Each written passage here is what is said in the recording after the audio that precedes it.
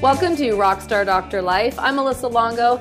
As a chiropractor, I believe we have the profound ability to impact our communities and people's health on a global level, while also enjoying rich and rewarding personal lives and giving attention to the things that matter to us.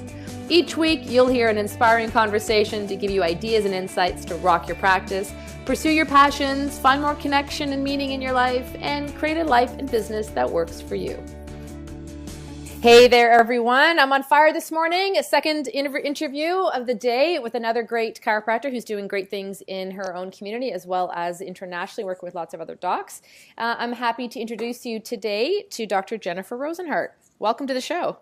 Thank you so much for having me. This is awesome. I have followed you and listened to you, so I feel very honored to be here this morning. Thank you so much. Yeah, it's exciting to me what some of the things we're going to talk about. I know I'm going to learn a few things like I do with every conversation, but even based on some of the things we talked about in our pre-chat. For people who don't know what you're up to these days, can you just give us a brief snapshot of, what is Dr. Jennifer Rozenhart doing these days with your life and practice?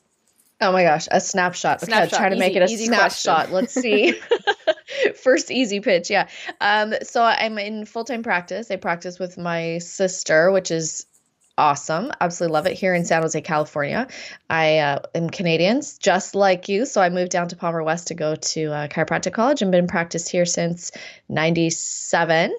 And I have a wonderful husband, two great teenage boys, and I am also a coach trainer for CloseForChiro, a partner in that business with two other docs, and loving helping the expansion of chiropractors through that program. So that's my snapshot. And you're a smart Canadian going to spend your life in California right now. We are recording this in October. I'm wearing a toque. It was actually snowing when I walked for a coffee between these podcast interviews, and you were enjoying some warmth and sunshine. So good for you. Totally. So I do miss it. I will say I miss a lot of parts of Canada. We'll be back. We will definitely be back. So did you, for 21 years now, have you always been with your sister? No, so she graduated about 5 years behind me. So when I first started out in practice, I was in a group practice with other female docs, and it was awesome. I was there for 7 years. And then when my sister graduated and had a few years under her belt, then we said, all right, it's time. Let's go do this. So her and I have had our family practice together for the last 11 years. That's fantastic. Now, did you always have the vision once you knew she was going to be a chiropractor, did you have the vision of practicing together? I think we did. I mean, I definitely knew that was the best way to go. It just evolved over time. But we when she decided, I'm going to come down to and be a chiropractor, and she'll tell the story totally differently. She'll say it was her idea in the first place. She actually says, you stole my idea. I wanted to be a chiropractor first, but because I was the older sister, when I started chiropractic college, she was like, oh, forget it. I am not following my big sister again, like it was all through school. So when she finally came to her senses, shall we say, and said, okay, I'm going to be a chiropractor too, I said, awesome, come down. And then in the back of my head, I always thought, yeah, that's going to be terrific. I would love to do that with her. So I'm glad we came to that realization now, 12 or so years ago. Yeah. And I mean, any partnership is going to have its strengths and challenges, right? So you being siblings to me would be a similar dynamic. I mean, similar and slightly different, obviously, than a couple who is working together, but you have a close, bond with each other. Do you have any tips or things that have really helped you and Stephanie work together really well? I would say, division of labor has really helped us. We both we've just divide and conquer. So in the beginning, when we were first establishing, okay, what are we good at? We both did everything. We both had our fingers in everything. And we quickly realized this is not efficient. We do not both need to have our fingers in everything. So the biggest tip would be definitely divide and conquer, figure out what you're good at, figure out what you love to do, and then you do that and check in with me, and I'll take care of this and check in with you. And that has worked extremely well. I would say those are good tips for anyone, whether you're practicing, with a partner or a sibling, for your life, really find out what you're good at and what you love, and how can Yes. you do more of that? Because a lot of times in practice, we get stuck doing some of these tasks that we think we have to do because we're the owners, and really Oh, you could delegate them and give them to someone else who totally. might really enjoy bookkeeping or doing the marketing, strategies. Absolutely, absolutely. That is the key, I think, to not being an insane business owner is Hmm. delegation. That is like the one thing you have to focus on what you're good at, and not only what you're good at, what you love to do, and find that, that intersection. And then everything else, delegate. Hmm. Everything else, find Hmm. somebody, pay somebody, because your time is the most valuable thing. I have found that for me, anyways. My time is the absolute most valuable, and I only need to do what I am the only what I can only do.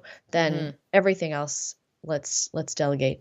And I think it's a good reminder. It doesn't even have to just be in your business. It can certainly be in your personal life. I mean, how many times would it be better Yes. for you to have someone else clean your house, even provide you meals, do your Oh, laundry? I mean, there's so many services out there. There's a person to fulfill yep, every need that you could absolutely. possibly have, right? Absolutely. In your personal life to run, run your household and run your family life. Yes. And I think sometimes we try to do everything, and that can lead to burnout sometimes.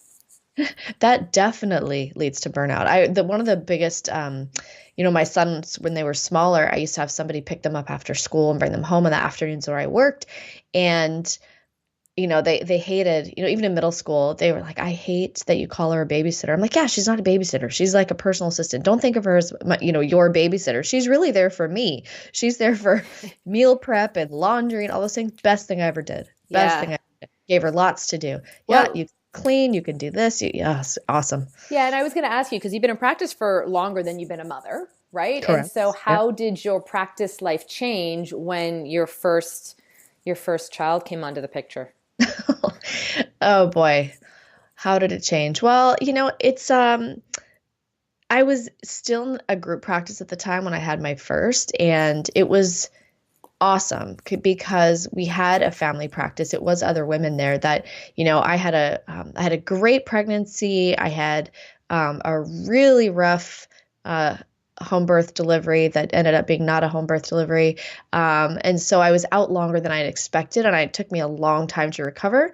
And I was able to bring him to work, which was awesome. So I got to do that for a few months.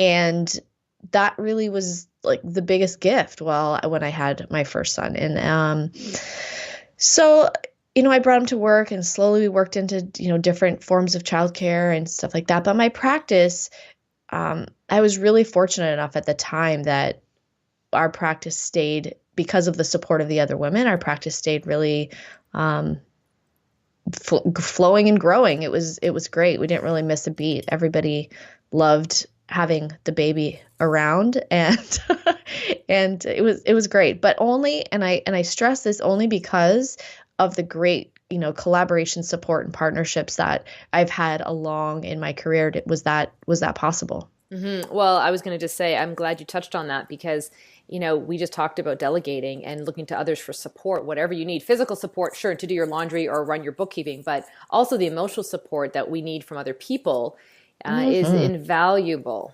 Absolutely, absolutely. And I really I stress that to, new grads and women who are out there solo. Like, I think about that now, and I think I don't know. That's a lot. Like, it's a lot. I've been in solo practice when I first started, and I didn't enjoy it. I love the connection. I love the collaboration, and I really think it's essential for women. And I try to encourage them, find somebody that you can partner with, that you can be in an office with, that you can look to for emotional and physical support for your practice. It's critical, in my opinion, for the longevity of our careers. Yeah, and I think I'm glad you mentioned that because it is such a great practice option for people. And this has come up so many times on the show where, the gold standard for practice success to me always was like, okay, you've got to have your own practice and your whole team of Yeah, people and all this. And then what I realized personally was that it really wasn't right for me once I got clear on what I wanted. But yeah, for so many docs, it's like being an associate or being a partner in a business is not necessarily, they think they're not succeeding because they don't have their own place. where I look at Right. it completely differently. Like you might actually be honing in on a perfect situation that will provide you with the lifestyle that you want in a whole different way that you could have never expected.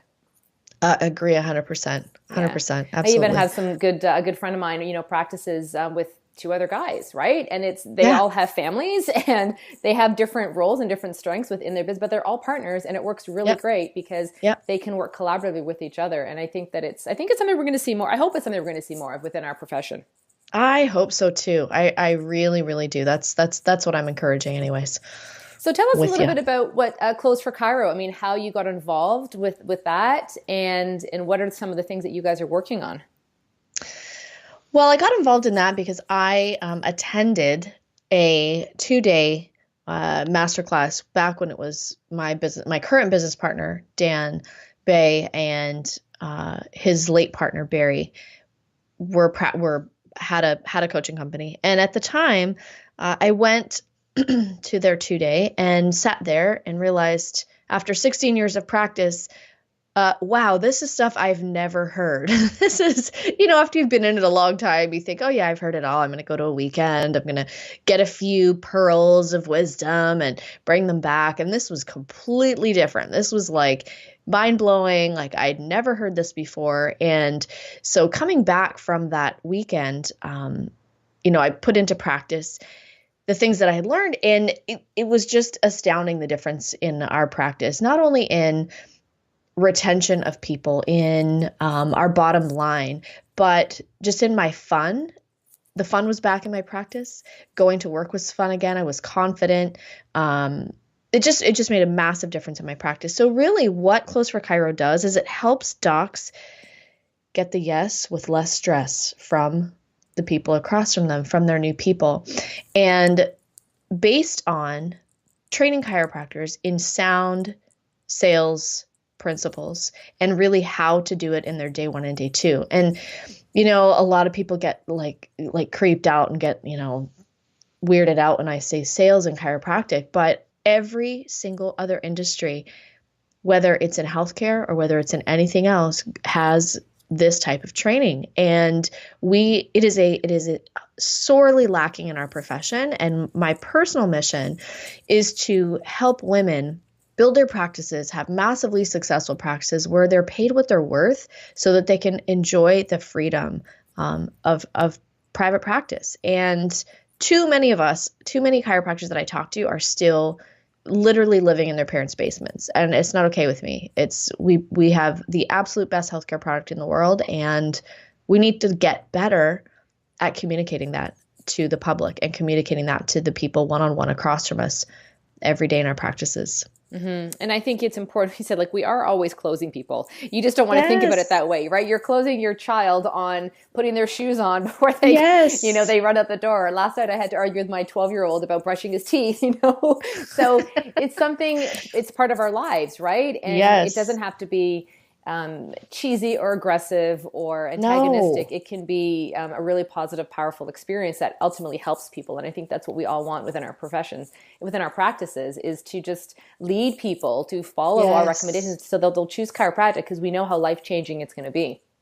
Absolutely. And when you say, and that's the thing, when you say sales, people conjure up this image of cheesy and aggressive, like the words that you used. And it's so funny because if you can recall an experience where maybe somebody sold you your house or sold you something that, it was a good experience. It was you never feel like you're being sold to, right? Even though we are, but it is all dependent on the process. It is all dependent on how we handle that and what perspective we're coming from, as opposed to you having an agenda. That's one of the mistakes I see a lot of chiropractors making, is they have their agenda front and center, which is I've got to, I've got to just convert this person on the first day and explain all the principles of chiropractic on the first day without taking into consideration why they are there. And so we've been doing a lot of things badly in our profession. Yeah, and I sales. think when it's done properly, it feels good. It feels great. Yeah, and I think for me, I mean, I was bartending and serving, my whole way through school, through Yeah, university and then me Cairo school. too. So I Yes, me was, too. the service mindset is a big part of who I am, and really Yes. trying to think about patient benefit. Like, and sometimes I struggle because I see some conversations that happen, and a lot of times it's clinic procedures and things, and I'm always just thinking like, how do you want to be treated? Like, how would I want to be received if someone told me I was going to be forced to do X, Y, or Z because I didn't follow this procedure in the practice, right? And I think Right. it's always communication. If you tell people what you expect, then you can come to an agreement that's going to be suitable for everyone. But I think that just like you said, like sometimes it's docs can get really focused on what they want and forget Mm. like there's another human there that we're trying to respond to and have this engagement with. And it can't just be our ego and what we want that we're forcing on them. It has to be something that is mutually beneficial. Absolutely. Absolutely. So if you said, some of the things that you would find your clients with Close for Cairo struggle with the most, what would that be? Ooh, they struggle. Or is there one thing that you guys notice is something you're teaching a lot because it's something that is severely lacking within a lot of chiropractic offices? Ooh. I would say shifting their perspective is where they are lacking. When you're in a mindset or you're in a situation where you feel desperate, and a lot of doctors are there that they're not thriving in their businesses, then that starts to come across the table into their patients. So shifting of mindset, I would say, is one of the first things. Do we teach the nuts and bolts and the nitty gritty of absolutely, what to say, how to say it? But shifting in mindset is critical. We have to start seeing things as these people are coming to us for a solution. But the docs that we often run across are thinking like, oh my gosh, this person needs to say yes to me because, I've got to make payroll this week. There are a lot of them are in desperate situations, and we really have to start shifting their mindset that, you know what, this person needs you. You have to get yourself out of the equation and communicate to them effectively and efficiently so that they say yes, absolutely, to whatever your recommendations are. So a mindset shift is critical in the beginning, and then we get down to the nuts and bolts. Right. And so it's almost like a worthiness, right? And a Yes. self worth, like and an abundance mindset thing is what seems to Yes. come up for me. So then, how do you have something specific or a tip that you would offer listeners to help shift out of that? I mean, obviously that's a big process that you probably take people Yes. through. It's not easy. You don't just like shift your mindset in one moment, but You do not shift your mindset in one moment. But I think with the way that we come at it is actually, we talk about a number of things. I mean, one is that, and this is all within this construct of, teaching people over 2 days how to do a day one and a day two, but bringing up things along the way that are their common afflictions to our profession. So, one tip would be stop making even your initial intake about you. So there are many people who still when the person calls or when the new person comes in, they talk about the doctor and how great they are, or they show them the wall of fame, or they have them read a testimonial book, or they have them sit down and watch a video about chiropractic. I would say the first thing would be to get that stuff that does not completely relate to why that patient is there. I would stop doing that. And I would make your focus all about how do you make their patient experience the best it can be from, in their perspective. So not leaving them alone on a day one in a room with a video, that is a massive rapport breaker right there. Not trying to indoctrinate them right away, but starting with good building of rapport and making what their needs are and their what they want from you, number one on the list. And focusing your questions around what they want, not what you need them to know or what you think they need to know at this point. Yeah, very well said. I agree with you, and I think things are always evolving, right? I mean, as we know more, Mm-hmm. we want to do better, at anything that we're doing. So some of the things that maybe worked 10 years ago, 15 years ago, was a different demographic of people It's that a were in our different practice then. marketplace. Yeah. Absolutely, it's a different marketplace, and we have to evolve. We can't do the same things that we did in the 80s or the 90s. We can't do that anymore. Times have changed.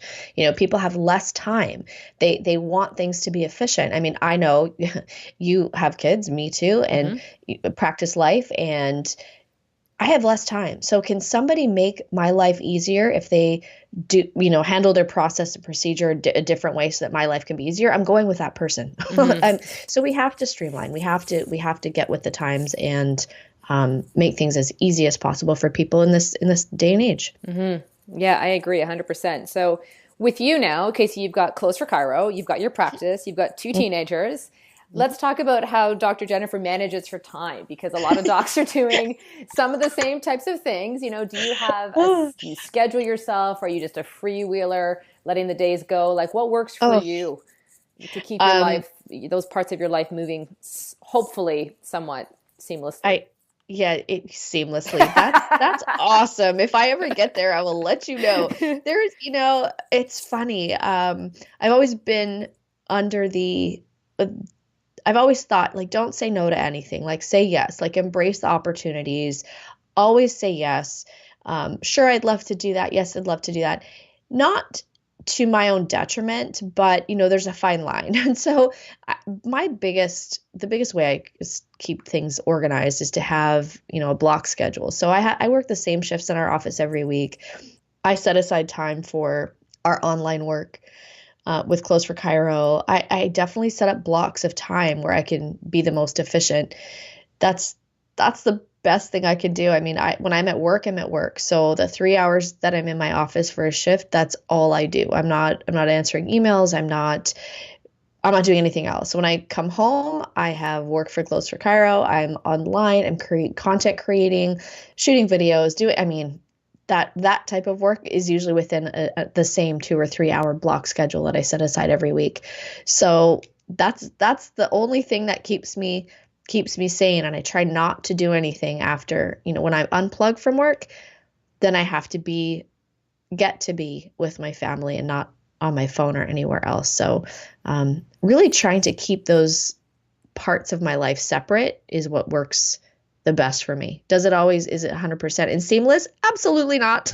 Yeah, no. I always feel like I need to clear up the whole idea of, rock stars, right? Because the truth of it is, like, the reason I have the whole rock star thing going on is because of a moment that I had where I was renovating, my kid needed me to do something. I had dinner on the stove. I think the toilet was plugged. Like, there was like 500 things that I felt I had to do, and I was feeling overwhelmed. And then my little guy comes to me with his broken Batman figure, and I fixed the arm. And in that moment, I was like, yes, I'm a rock star. I got one thing right today, right? So it's more about, like, when none of our lives are perfect, it's how do you rock it anyway? How do you find some sense of balance, whatever that looks like for you, and get through those moments that life seems a little bit crazy? So no one has a seamless life. But we can all strive for expanding our own possibilities to contribute, right? Which is, I think, what you're doing there.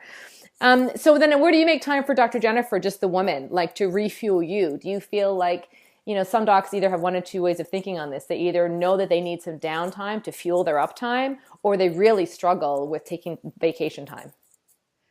Oh, I don't struggle with vacation time, which is great. That's a huge blessing in having great partnerships. I definitely don't struggle with taking vacation time. My sister and I, every month, one of us takes a week off. So every other month I take a week, and that's super helpful. We work Monday through Thursday in our practice. So it's always a 3-day weekend, which is another really helpful way that I find. I take Fridays, and sometimes they're filled with errands and sometimes they're filled with self-care. But those two things have been super helpful. I don't struggle with it. It has to be a priority. I wish I could, I find my daily practice, I could be better in the daily routine in terms of finding time for me in the daily routine as opposed to weekly or monthly. But I don't struggle with it. I find it imperative for my own sanity. You just have to make it. I just have to make that time, and I have to take that time. This week I took this week off, and my sister said, "Why this week? Is kids out of school?" I'm like, "Nope, they're in school," which is perfect. Yeah, which is perfect. Yeah, no, I think I believe, what you're saying. But I know that it is a struggle for some people, men and Yeah. women, to, Yeah. a lot of us are producers, right? We like to contribute. We like to do things. We like to be in our practices. We're fired up when we do Yes. that. But I also know that there's been times when I haven't taken enough time out and then I get tired and not burnt out tired, but just I'm not as full as I could be. And so I always say, like, you need the downtime to fuel the uptime, because it just Absolutely. reconnects you with you and your mission and your purpose and who you are, so that you can show up in all of your relationships a little bit better. Absolutely agree 100%. Yeah, if I'm not taking that time off, it's apparent quickly, and it shows up in really different ways for me. Sleep gets disrupted. So I mean, just crazy, things you wouldn't expect, and I'm like, "Oh, I'm not taking enough time for myself. I'm not taking enough downtime. This is how it's showing up." Mm-hmm. And yeah, so I'm pretty diligent about that. But again, daily habits is where I could get better myself personally. But Mm-hmm. it's Well, you're always doing work things. in I'm sure progress. you're inspired by lots of things around you. Where do you find that you are inspired the most these days to keep, being fired up in your practice and working with Close for Chiro? Well, I think in practice, I mean, the thing that inspires me the most is patient results. I mean, that is the thing that I just can't get enough of. It's just so I love chiropractic. I love its possibilities for people. I love seeing expansion and transformation in people and in our practice. It's just, I mean, that is what I miss actually when I take a week off. I love being out and taking care of myself, but I can't wait to get back in because I know I've missed so many. I know I've missed so many things the week that I've been gone. Who's made changes and what's happened here and just hearing the testimonials every day about what chiropractic is doing for people is what keeps me inspired in practice. And then in terms of Close for Chiro, that is a whole other animal as well. Listening to doctors who report back, saying I wasn't able to provide a Christmas for my family last year, but this year is going to be totally different because I've made money this year. I get to take my family on vacation. I'm so grateful. I've never been able to do that before. I've always lived, paycheck to paycheck, even in practice, and have never gotten to experience what it's like to buy my mom a car. Mm-hmm. Just amazing things that where these doctors are actually getting paid what they deserve and being able to reap the rewards from that, however they define success. But the other thing with, and they also get to drive their values, whatever it is that they're passionate about. So seeing docs saying, I got to stroke a check to my favorite charity, and it felt so good. And I know that came from, proper business training, and they're grateful to us. So just seeing that day after day, week after week is just amazing. My favorite. Yeah, I would say that my experience in mentoring and working with the programs that I've got has given me just as much joy as my practice has. It's the same type of feeling as far as seeing someone else Oh, reach their potential, right? And find totally, more totally. joy and less stress in their life. So if you were to think about success for you, do you think your definition of what it means to live a successful life has changed in your 21 years in practice? Yeah, totally. How do you Yeah, define for it for sure. yourself now? Um, Boy, success now, I would say, is freedom. Freedom to do what I want when I want really is amazing for me. That's how I would define success right now, is having systems in place in our practice, hiring, bringing up and training other doctors in our practice as associates is awesome. Absolutely love it. And gives us the freedom, but also helps us or helps the profession because we're training up new women in the way that they can be successful. And I had great mentors, great associateships going, in my 21 years. So, freedom for me is Mm-hmm. success. Mm-hmm. That's how I would define it right now. Close for Kyra, though, it is for like the show. It's for men and for women, right? It's not just a women's only program, Absolutely. right? It's for men and women. Yes, Yeah. definitely. Any final thoughts before we part ways today? If there was one thing you wanted all chiropractors to know, what would that be? Ooh, that's a good one. I know I Um, like to wrap up with an easy question. Right. Okay. What I would want all of them to know, let's see. Well, what I would want all of them to know is that they are needed in the world. They are absolutely needed in their communities, and that if they're, struggling in any way and not experiencing the success that they deserve and the success that they want, is to reach out and ask for help. So many docs are on an island and feel alone, and there are plenty of resources out here and plenty of people who are willing to help. So I would say, you're needed, you're worthy, you're needed, and we can help if you're not, there's so many resources to help if you're not feeling like you're at where you want to be. Yeah, I agree 100%. I mean, I've agreed with much of what you've said today, but a lot of times we feel like we're on an island and we're alone, and all you need to do is reach out to one person, and it may be virtually, it may be on a Facebook group, it may be in your own community, but there's always people who want to see you shine. And if you're stuck, if you're struggling, reach out and find some way. It's only up to us to dig ourselves out of those holes, right? So if you're not willing to throw out a lifeline and to find a resource and somewhere to help you to pull yourself out, then you're going to be stuck there. So get connected. Well, it's been a pleasure chatting with you today. And certainly listeners, if you want to connect with Dr. Jennifer, her contact information and everything you need to know about connecting more with CloseForChiro will be in our show notes. Thanks again for your time today. Thank you for having me. Appreciate it a lot, Melissa. Have a great one. Thanks for being here today. If you like this show, please share it with another chiropractor and connect them with this message. We are always better off together than we are alone. If you haven't yet subscribed, head on over to Apple Podcasts or iTunes, and don't forget to rate and review the show while you're there. Be sure to connect with me on Instagram and Facebook, and find out more about today's guests and all things Rockstar Doctor Life by clicking in those show notes. See you next time.